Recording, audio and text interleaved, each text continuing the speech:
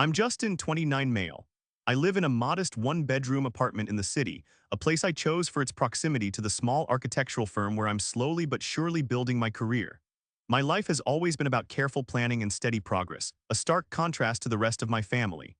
And it's my family, specifically my parents' shocking betrayal during the worst moment of my life, that has led me to share this story with you.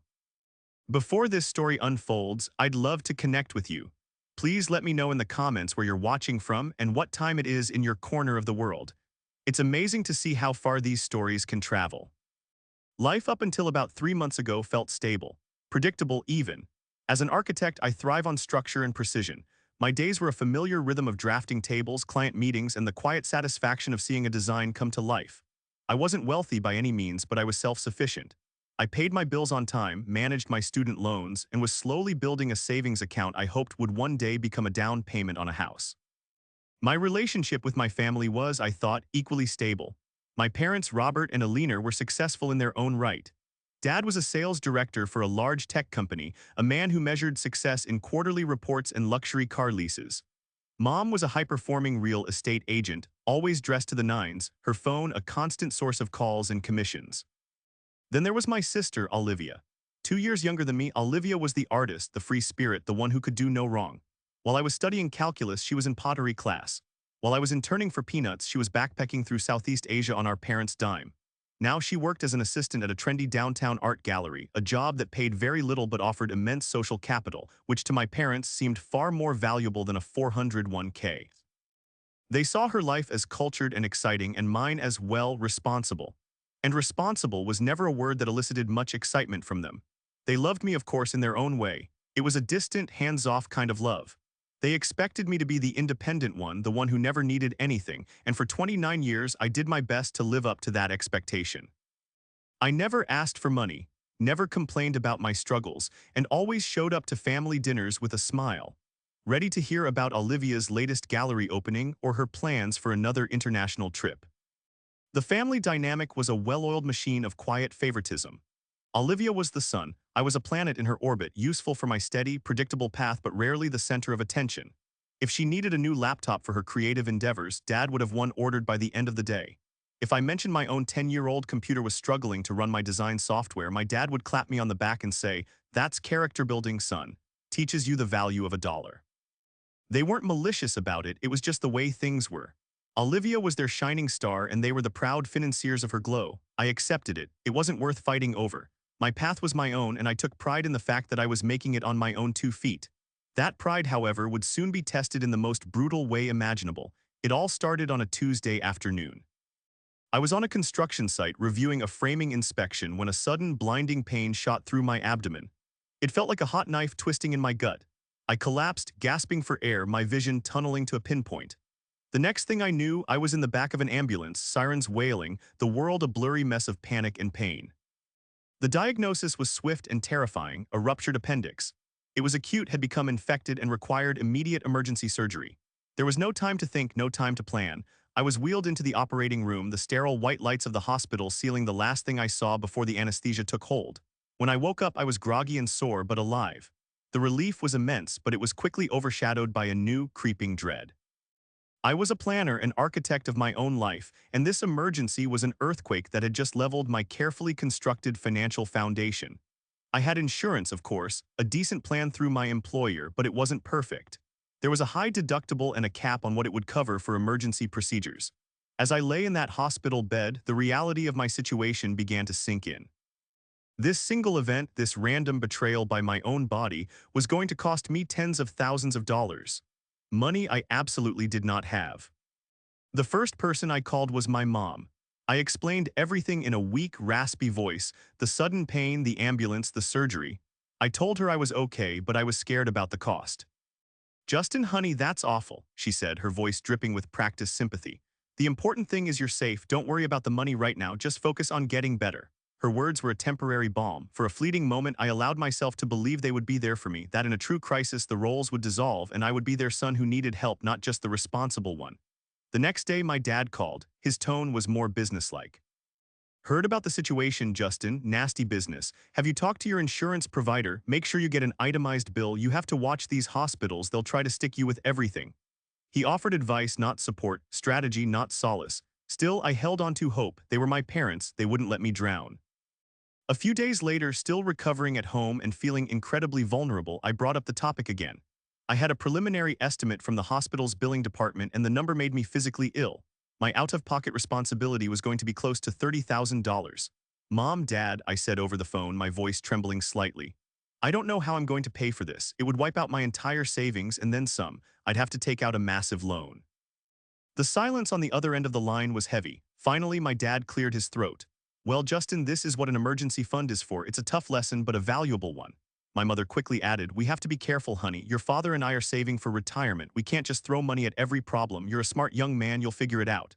Figure it out, I repeated, my voice cracking. This isn't a broken-down car. This was a life-threatening emergency. And you're fine now, aren't you? My father said, his tone sharp with impatience.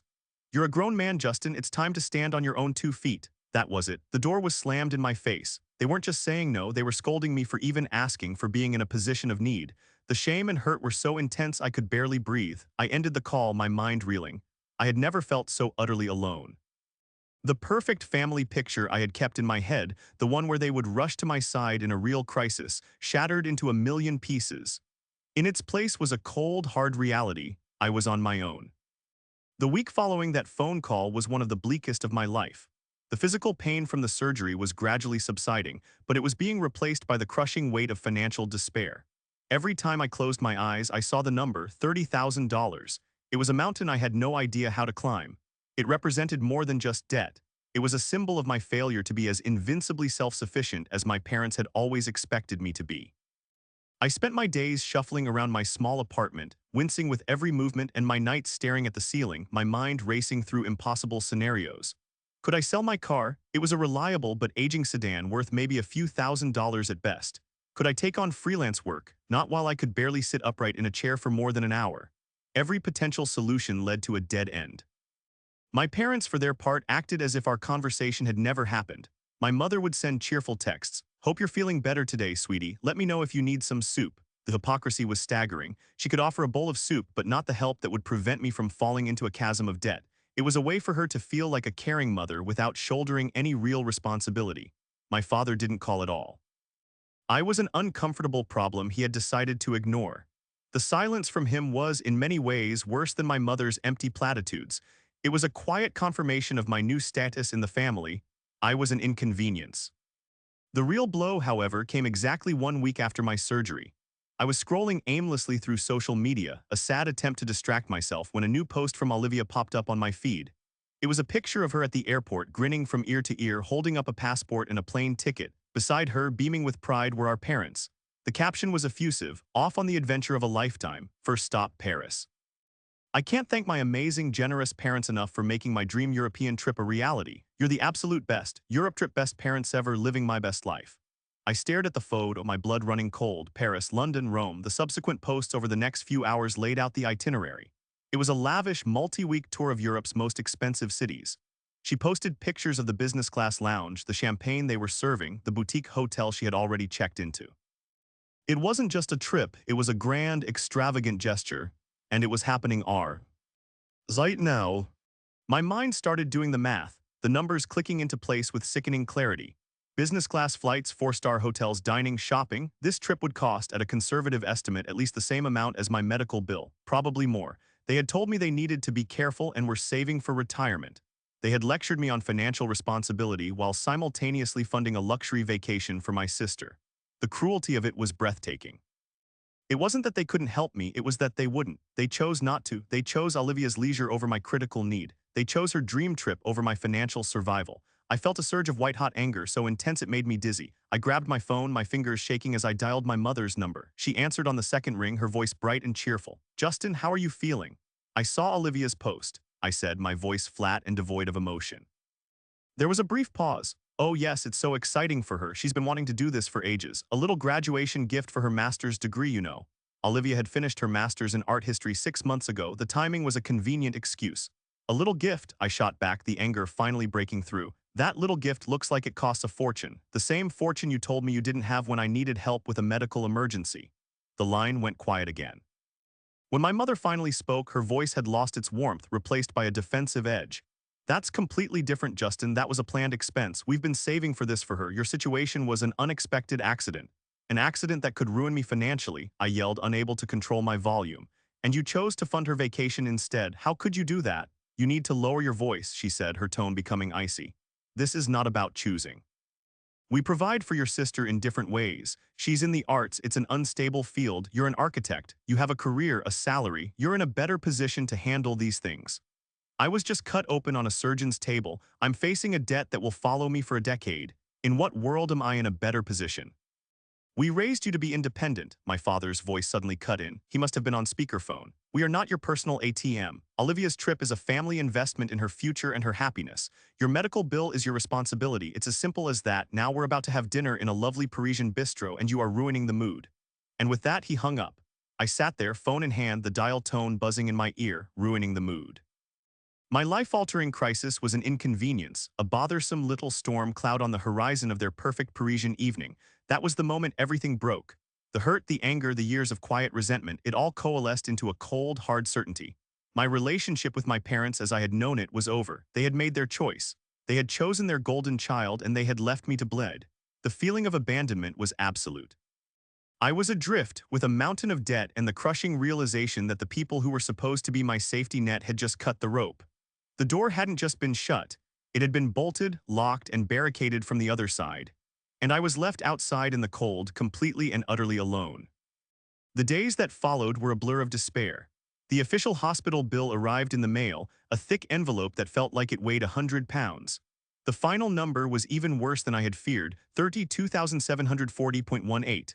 I spread the itemized statements across my small dining table, the sterile, black and white print a stark testament to my ruin. Charges for the operating room, the anesthesiologist, the surgeon's fee, the hospital stay, each line item was another shovelful of dirt on the grave of my financial future. I spent hours on the phone with the hospital's billing department, pleading for a payment plan, but even broken down into monthly installments, the amount was more than my rent.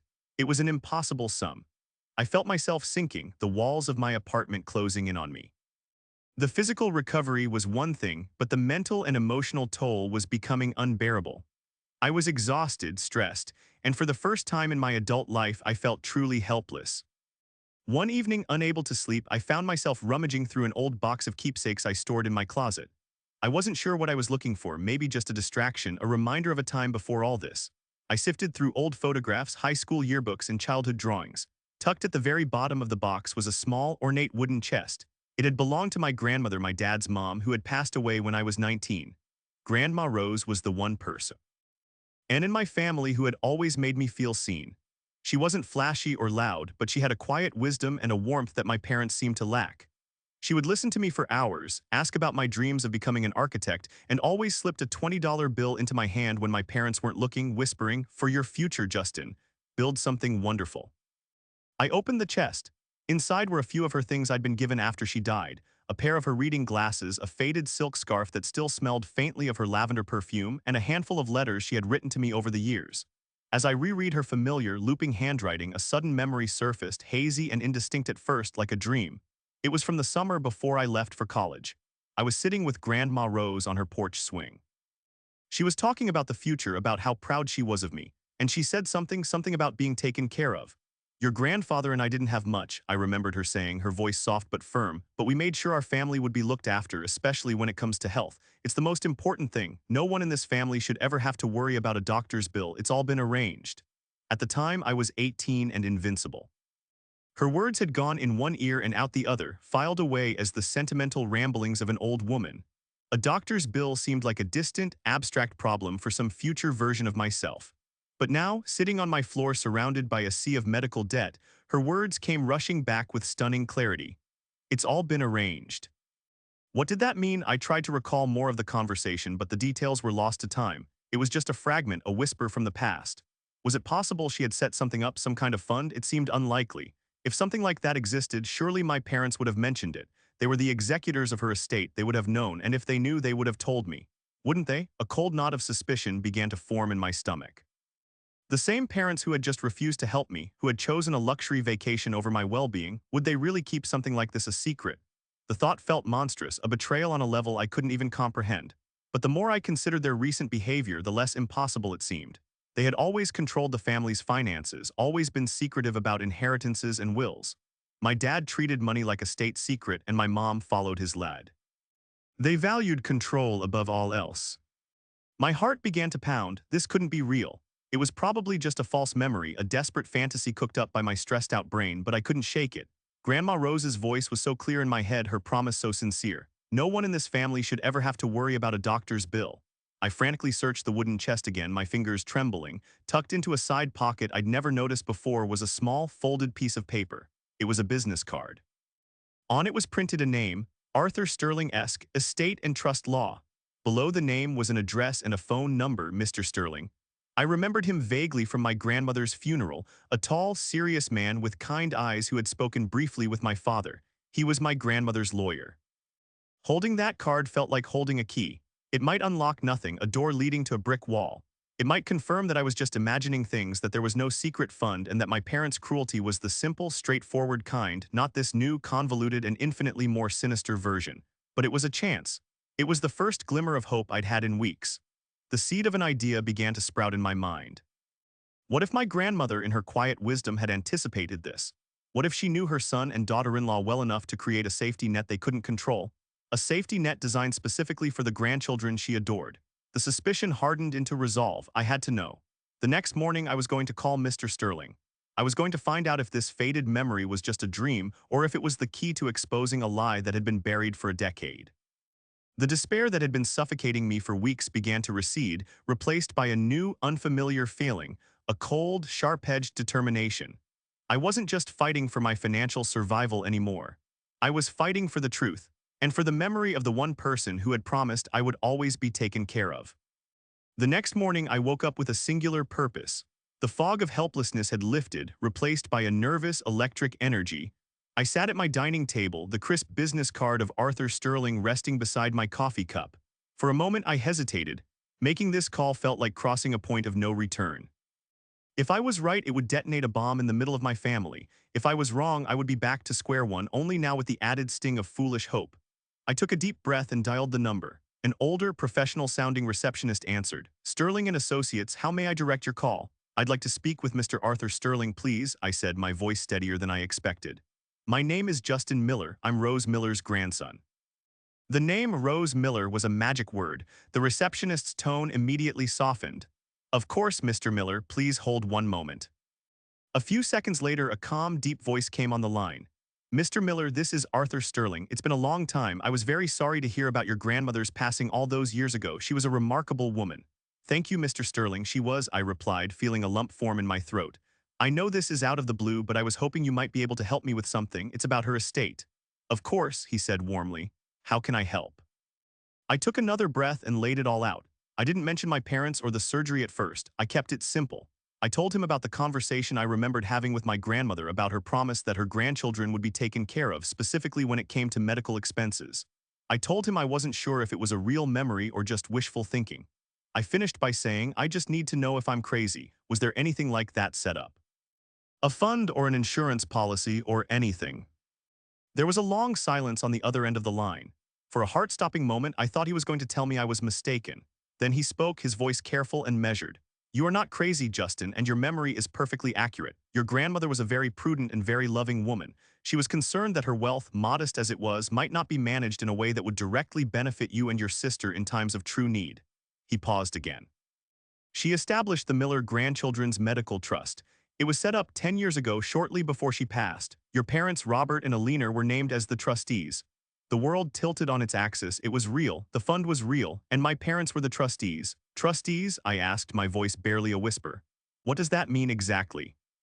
"It means they were legally obligated to manage the trust for your and your sister's benefit," Mr. Sterling explained, his voice taking on a harder edge, as if he suspected where this was going. "The terms of the trust are very specific. The funds are to be used exclusively for significant medical, dental, and educational expenses for Rose Miller's direct grandchildren. It was her express wish that neither you nor your sister should ever be burdened by debt from unforeseen health crises or the pursuit of higher education. The trust was funded with the entire remainder of her estate after her personal effects were distributed, a sum of just over $250,000. I almost dropped the phone. $250,000. It was an astronomical amount, a life-changing sum of money that had been sitting there in secret for a decade. Money that was legally, ethically, and morally mine to use for the exact crisis I was now facing. My parents had known about it the entire time. They knew when I called them from the hospital. They knew when I begged them for help. They knew when they lectured me on financial responsibility and then jetted off to Paris with my sister. The betrayal was so profound, so monstrous, it almost didn't feel real. It was the act of a villain in a story, not of a mother and father. "Justin, are you still there?" Mr. Sterling's voice cut through my shock. "Yes," I croaked. "Yes, I'm here. They never told me. I had emergency surgery last month. The bill is over $30,000. I asked them for help and they told me they couldn't afford it and that it was my own responsibility." There was a sharp intake of breath on the other end of the line. "I see," he said, his voice now cold as steel. "That is not just a moral failing, Justin. That is a flagrant breach of their fiduciary duty as trustees. They have a legal obligation to inform you of the trust's existence and to dispense funds according to its terms. To deliberately conceal it from you while you are facing a qualifying medical expense, that is grounds for their immediate removal as trustees and potentially for legal action." He continued, "The trust requires an annual report to be filed with my office. They have been filing them every year, claiming no qualifying events have occurred and that the funds remain untouched, merely accruing interest. They have been actively lying in writing for a decade." The pieces all clicked into place. They weren't just neglecting me, they were actively hoarding my inheritance, my grandmother's final gift, for their own purposes. What were they planning to do with it? Let it grow until they could absorb it into their own retirement fund, gift it all to Olivia for some grand, non-qualifying expense like a down payment on a luxury condo. The possibilities were endless and all of them were sickening. "What can I do?" I asked, a fire igniting in my chest. "You can formally request a distribution from the trust to cover your medical expenses, Justin," Mr. Sterling said. "You will need to provide my office with the relevant medical bills and documentation. I will then formally notify the trustees, your parents, of your request and their obligation to fulfill it. Given their actions, I would also advise you to petition to have them removed as trustees and to have a neutral third party, or even yourself, appointed in their place." "I want to do that," I said, my voice filled with a conviction I hadn't felt in years. "I want them removed." "I thought you might," Mr. Sterling said with a hint of grim satisfaction. "I will draft the necessary paperwork. Your grandmother was a dear friend. She trusted me to ensure her wishes were honored. It seems the time has come to do just that. Can you come to my office tomorrow morning?" We set a time. After I hung up the phone, I sat in silence for a long time. The initial shock gave way to a cold, crystalline rage. My parents hadn't just denied me help. They had stolen from me. They had stolen my grandmother's legacy. They had stolen my peace of mind and my security, all while smiling in my face and lecturing me on independence. They had left me to drown while they stood on the shore, holding a life raft they had hidden from me. But the paper trail was real. The ghost of my grandmother's promise was about to become very, very real for them. And I was no longer drowning. I was learning to swim, and I was coming for what was mine. My meeting with Mr. Sterling was a revelation. His office was old-fashioned and stately, filled with leather-bound books and the faint scent of wood polish and paper. He was exactly as I remembered him from the funeral, tall, impeccably dressed, with intelligent eyes that seemed to see right through you. He greeted me with a firm handshake and a compassionate expression. "Justin," he said, gesturing for me to sit. "I'm glad you called. I've been reviewing the trust documents all morning. What your parents have done is unconscionable." He wasted no time. He laid out a thick file on his large mahogany desk. It was the Miller Grandchildren's Medical Trust. He walked me through the legal language, translating the dense paragraphs into plain English. The terms were ironclad. My grandmother and her lawyer had thought of everything.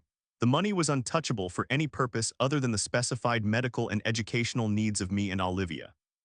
The trustees were required to act in our best interests, to be transparent, and to fulfill any legitimate request for funds without delay. My parents had violated every single one of those duties. Mr. Sterling had already pulled the annual reports they had filed. Each one was a simple one-page document signed by my father, stating that there had been no distributions and that the principal had grown with interest. The current value of the trust was now close to $310,000. Seeing my father's signature on those documents year after year was like a physical blow. These weren't passive lies, they were active, calculated deceptions performed annually for a decade. "The first step," Mr. Sterling explained, "is to formally request the funds for your medical bills. I have drafted a letter to your parents as trustees which I will send via certified mail. It outlines your qualifying medical event, the total cost, and a formal demand for a disbursement of $32,740.18. It also reminds them of their legal obligations under the terms of the trust." He slid the letter across the desk for me to read. It was a masterpiece of cold, legal precision. It left no room for argument or interpretation. It was a demand backed by the full weight of the law. "What will happen when they get this?" I asked. "They will have two options," Mr. Sterling said. "They can comply immediately, cut a check from the trust account, and hope that you are satisfied with that. Or they can refuse or delay, in which case we will file a petition with the probate court to compel them to act and to have them removed as trustees for breach of fiduciary duty. Given their blatant deception, a judge would almost certainly rule in your favor." A slow smile spread across my face. It wasn't a happy smile, but one of grim satisfaction. For the first time I had power, I had leverage, the dynamic had completely shifted. "Let's assume they comply to avoid a lawsuit," I said. "I still want them removed. I can never trust them to manage this for me or my sister ever again. How do we do that?" "The petition for removal is a separate action," he explained. "We can file it regardless of whether they pay you. In it, we will cite their deliberate concealment of the trust's existence as a fundamental breach of trust. We can request that a professional trustee from a financial institution be appointed, or, since you are of age and sound mind, you could petition to be appointed as the trustee for your half of the funds, effectively splitting the trust." Splitting the trust, the idea was perfect. It would sever my financial ties to them and Olivia completely. My half would be mine to manage under the same rules my grandmother had set, but free from their manipulative control. "That's what I want," I said firmly. "I want my half and I want to be its trustee. Olivia can do what she wants with her portion, but I want my parents to have no access and no say over mine." Mr. Sterling nodded. "An excellent and entirely reasonable goal. We will begin that process immediately." I left his office that day feeling like a different person. The weight on my shoulders was gone, replaced by a cold, clear sense of purpose. I went home and gathered every piece of paper from the hospital, the bills, the explanation of benefits from my insurance, the surgeon's reports. I made copies of everything and overnighted them to Mr. Sterling's office. The key was turning. The lock on the secret they had kept for 10 years was about to spring open. A few days later, Mr. Sterling called to confirm he had sent the certified letter to my parents' house. Now all we could do was wait. The silence was deafening. My parents were still in Europe with Olivia, flooding social media with pictures of ancient ruins and expensive dinners. I imagined the letter sitting in a pile of mail on their kitchen counter, a ticking time bomb waiting for their return. The day they were due back, I felt a knot of anxiety in my stomach. This was it. This was the beginning of the end. 2 days after their flight landed, my phone rang. It was my mother. I let it go to voicemail. A minute later, a text message appeared. "Justin, we need to talk. Call me. It's an emergency." An emergency. The irony was so thick I could have choked on it. I didn't respond. An hour later, my father called. I ignored it. Then came his text. "I don't know what kind of game you're playing with this lawyer, but you are making a huge mistake. Call us now." I let them stew for the rest of the day. Let them feel a fraction of the panic and desperation I had felt. Let them wonder what I knew and what I was going to do. The power had shifted so completely it was almost dizzying. That evening, I responded with a simple 2-sentence text message, which I copied from a draft Mr. Sterling and I had prepared. "All communication regarding the Miller Grandchildren's Medical Trust should be directed to my legal counsel, Mr. Arthur Sterling. He is awaiting your response to his formal request." The finality of it, the cold corporate language, was a clear signal. The old family dynamic was dead and buried. This was a legal matter now. There would be no emotional appeals, no gaslighting, no lectures on responsibility. There would only be lawyers and consequences. The ball was in their court, but I had already won the game. All that was left was to watch them play their losing hand. The plan was in motion and the reckoning was coming. My parents' response came not in the form of a call to Mr. Sterling, but in a panicked, rambling email sent to me in the middle of the night. It was a masterclass in manipulation, a chaotic blend of feigned ignorance, accusations, and wounded parental pride. It started with confusion. "Justin, we received a very strange letter from a lawyer. There must be some misunderstanding about your grandmother's estate. It's all very complicated legal stuff that we've been managing for years." Then it shifted to accusation. "We can't believe you would go behind our backs and hire a lawyer. After everything we've done for you, this is a slap in the face. You've always been so dramatic." Finally, it landed on a guilt trip. "This has completely ruined our return from the trip with your sister. We're shocked and deeply hurt. We are your family. You should have just come to us directly if you had questions." I read the email once, then a second time, and felt nothing but a cold, detached sense of vindication. Every word they wrote only confirmed that I had done the right thing. They weren't sorry for what they did. They were sorry they got caught. They weren't hurt by my actions. They were terrified of the consequences. I forwarded the email to Mr. Sterling with a single line, "For your records." His reply was swift. "They are panicking. This is good. They are avoiding the legal issue and trying to make it an emotional one. Do not engage." 2 days later, a formal response from an attorney they had hired arrived at Mr. Sterling's office. It was a transparent attempt to stall, claiming they needed more time to review the trust stipulations. If their counsel, Mr. Sterling's reply was brutal and efficient. He sent back a letter stating that as trustees for the past decade, they should be intimately familiar with the stipulations, and that any further delay would be considered a willful refusal to comply, forcing us to file our court petition immediately. He gave them a deadline, 48 hours, to confirm the check for my medical expenses had been sent. The check arrived at my apartment via courier the next day. Holding it in my hand was surreal. It was for the full amount, $32,740.18, drawn from an account titled Miller Grandchildren's Medical Trust. It was tangible proof. Proof of the fund, proof of their lies, and proof of my victory. I deposited it immediately. The mountain of debt that had been suffocating me for weeks vanished in an instant. But I wasn't done. The money was only the first step. The second and more important step was removing them as trustees. Mr. Sterling filed the petition the following week, and that's when my parents truly lost it. This time they didn't call or email. They showed up at my apartment unannounced. I opened the door to see my mother, her face pale and tear-streaked, and my father, his expression a thunderous mask of rage. Behind them, looking confused and upset, was Olivia. "You need to stop this, Justin," my father boomed, trying to push past me into my apartment. I stood my ground, blocking the doorway. "There's nothing to talk about, Dad. You should be speaking to your lawyer." "Don't you talk to me about lawyers," he snarled. "We are your parents. You are trying to drag our name through the mud, accusing us of stealing. Did you or did you not know about the trust for the last 10 years? I asked, my voice calm and even. He faltered, his eyes shifting away. "It's complicated. Did you know about it when I called you from the hospital, begging for help?" I pressed. My mother started to sob. "We were going to tell you, honey. We were waiting for the right time. The money was for your future, for something truly big like a house." "A ruptured appendix and $30,000 in debt wasn't big enough," I shot back. "But a vacation for Olivia was. Did you use the trust to pay for her trip?" Olivia gasped, looking from me to our parents. "What? No, they told me they used their savings for that." "We did," my father insisted, a little too quickly. "The trust money was never touched." "It doesn't matter," I said, my gaze locking onto my parents. "You had access to a fund legally designated for my medical care, and you knowingly and willfully withheld that information from me in my time of need. That is unforgivable, and it's illegal. You breached your fiduciary duty. That's why I'm having you removed." Olivia looked completely bewildered. "What trust? What is he talking about?" My parents exchanged a look of sheer panic. They had clearly never told her about it either. They had kept both of us in the dark, preserving the fund for their own purposes, doling out money to Olivia from their own accounts to maintain the illusion that they were generous benefactors, not gatekeepers of her own inheritance. I looked at my sister, and for the first time I didn't feel resentment, only a flicker of pity. She was a pawn in their game, too.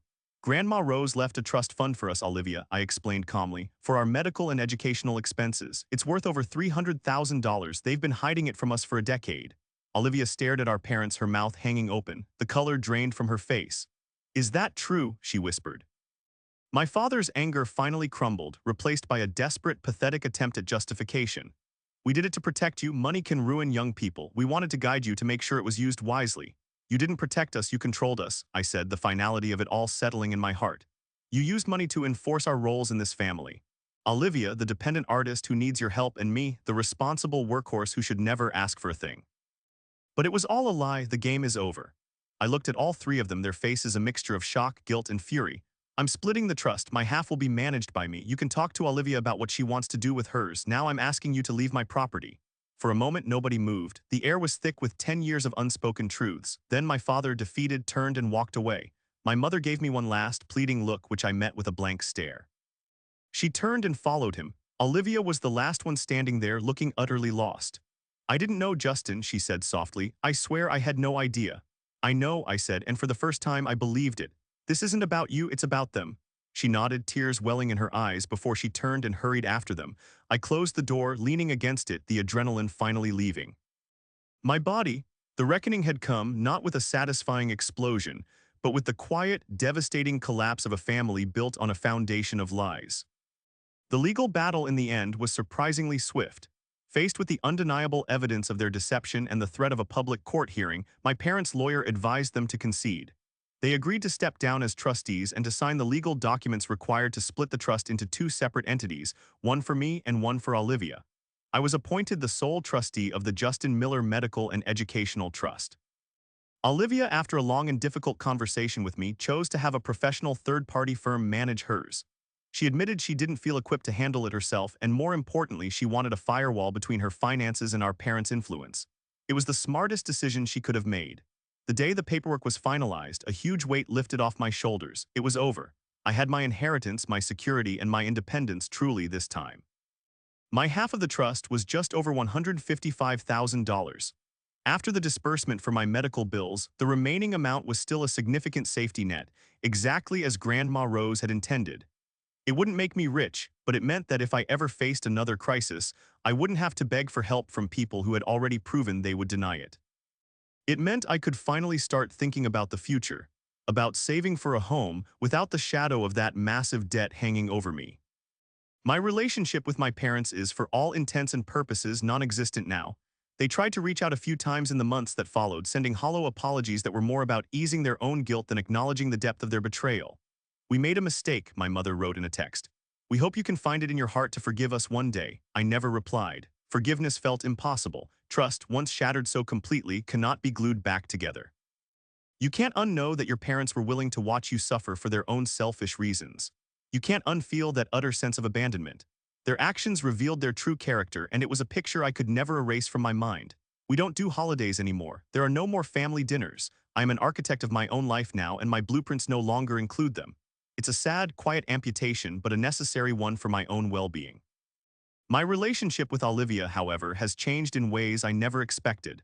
The revelation about the trust shattered her perception of our parents as much as it did mine. She saw finally that their generosity towards her was a tool of control, a way to keep her dependent and to feed their own egos. She went through a period of intense anger and confusion, but it ultimately forced her to grow up in a way she never had before. She started taking her career more seriously, relying less on our parents' validation and more on her own talent. She even started paying for her own phone bill, a small but symbolic step towards true independence. We talk now more than we ever have. Our conversations are honest and real. We talk about Grandma Rose, about the family we grew up in, and about the people we want to become.